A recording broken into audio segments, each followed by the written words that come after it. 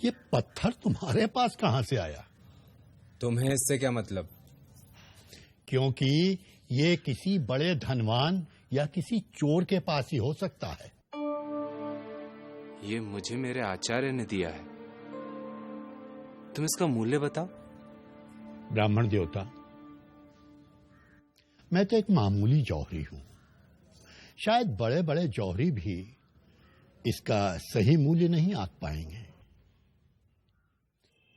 जितना मैंने अपने बाप दादाओं से सीखा है, उसके आधार पर कह सकता हूं कि यह एक दुर्लभ रत्न है। जरूर किसी सम्राट ने गुरु दक्षिणा में तुम्हारे आचार्य को यह रत्न दिया होगा। इस गांव में तो क्या, राजधानी में भी मुश्किल से कोई इसका मूल्य दे पाएगा या खरीद पाएगा। जौहरी इसे बहुमूल्य बता रहा था, और दूसरों के लिए ये पत्थर। आपने जानते हुए कि ये मूल्यवान है, मुझे इसे दूसरों के पास बेचने के लिए क्यों भेजा आचार्य? ताकि तुम ओम का मूल्य जान सको। जैसे इस पत्थर का मूल्य हर कोई नहीं जान सका, यानी इसका मूल्य गुप्त है, हर कोई उसे नहीं आंक सकता।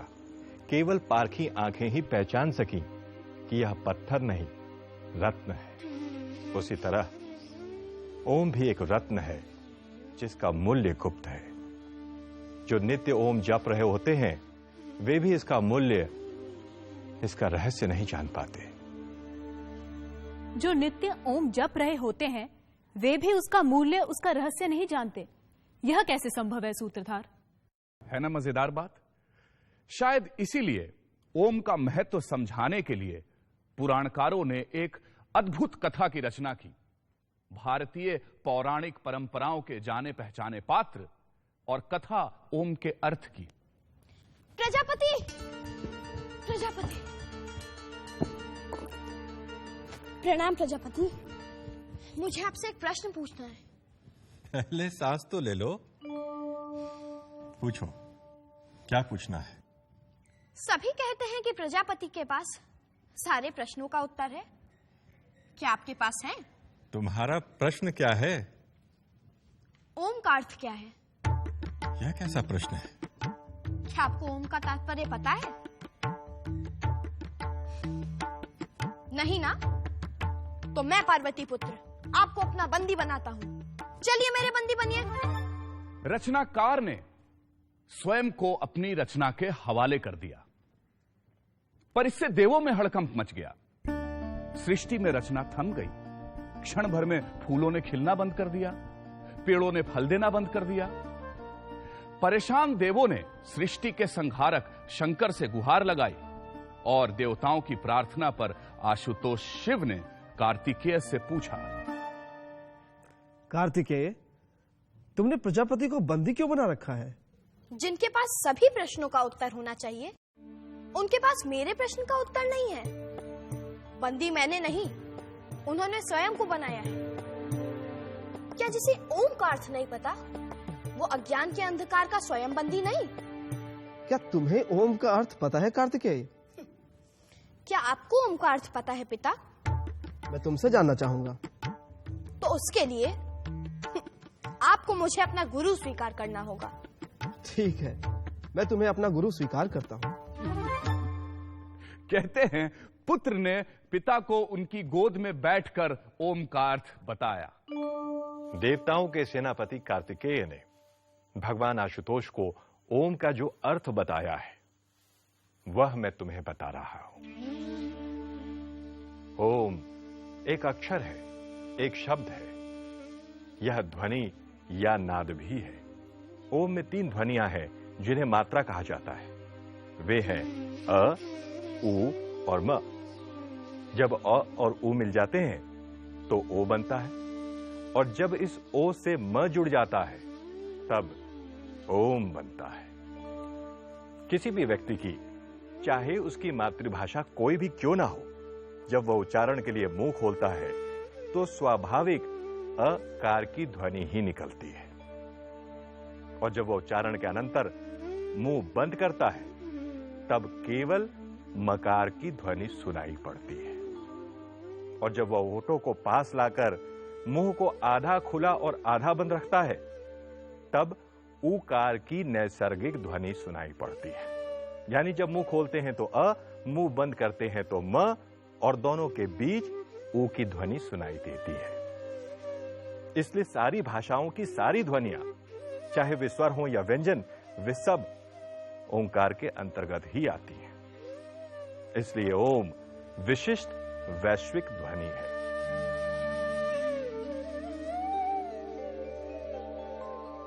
ओम ईश्वर का प्रतीक भी है। मांडुक्य उपनिषद के अनुसार जागृत अवस्था का समग्र जागृत प्रपंच ओंकार की प्रथम मात्रा अ से अभिव्यक्त होता है।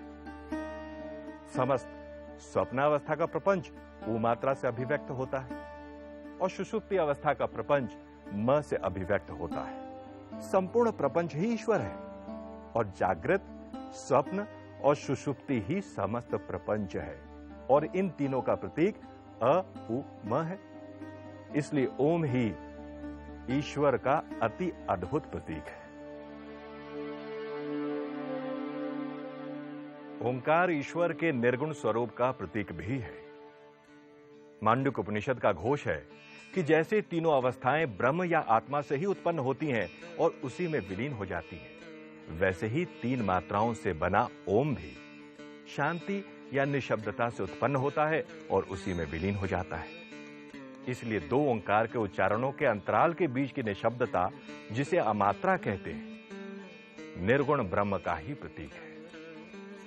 ओंकार के उच्चारण के समय अ मात्रा उ मात्रा में, उ मात्रा म मात्रा में विलीन और म मात्रा निशब्दता में विलीन हो जाती है। उसी प्रकार उपासना के समय इसी ओम के उच्चारण को आधार ले साधक स्थूल जागृत प्रपंच को सूक्ष्म या मानसिक प्रपंच में और सूक्ष्म प्रपंच को कारण प्रपंच में विलीन करता है। आगे उसका भी अतिक्रमण कर वह केवल शांत निर्गुण शांतम शिवम अद्वैतम आत्मा में ही स्थिर हो जाता है। यही ओंकार उपासना की चरम सीमा है। यानी ओम वह सब अभिव्यक्त करता है जो कुछ अस्तित्व में है और जो समूचे अस्तित्व का मूल है, और जो सबसे परे है वह भी। ओम को प्रणव भी कहते हैं, यानी वह जिसके द्वारा ईश्वर की स्तुति की जाती है। सूत्रधार ओम का दार्शनिक अर्थ तो मैं समझ गई, पर बहुत से मंत्रों और प्रार्थनाओं में प्रारंभ में ओम क्यों कहा जाता है? जैसे ओम नमः शिवाय, ओम नमो नारायणाय, ओम नमो भगवते वासुदेवाय इत्यादि। नटी, ऐसा कहा जाता है कि ईश्वर ने संसार की रचना ओम और अथ का उच्चारण करने के पश्चात आरंभ की थी। इसीलिए ऐसी मान्यता है कि किसी भी कठिन कार्य को आरंभ करने के पहले ओम के उच्चारण की ध्वनि शुभ होती है। इसीलिए बहुत से मंत्र और वैदिक प्रार्थनाएं ओम से ही आरंभ होती हैं। इतना ही नहीं, दैनिक जीवन में अभिवादन के लिए भी ओम का प्रयोग किया जाता है, जैसे हरि ओम। तो नटी, इस प्रकार ओम सब कुछ व्यक्त करता है, जीवन का लक्ष्य और उस लक्ष्य तक पहुंचने का साधन, जगत और उसका अधिष्ठान रूप सत्य। तो फिर प्रजापति का क्या हुआ सूत्रधार? उन्हें तो छूटना ही था नटी, पर उनके बंदी होने के कारण देवताओं और मनुष्यों ने ओम का गूढ़ार्थ जाना।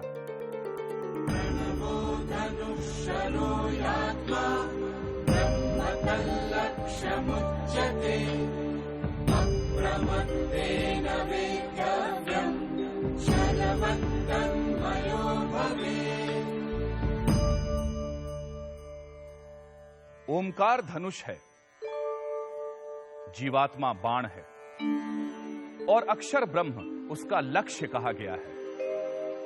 बड़ी सावधानी से उस लक्ष्य का वेध करना चाहिए और लक्ष्य वेध के बाद बाण के समान लक्ष्य के साथ एक हो जाना चाहिए।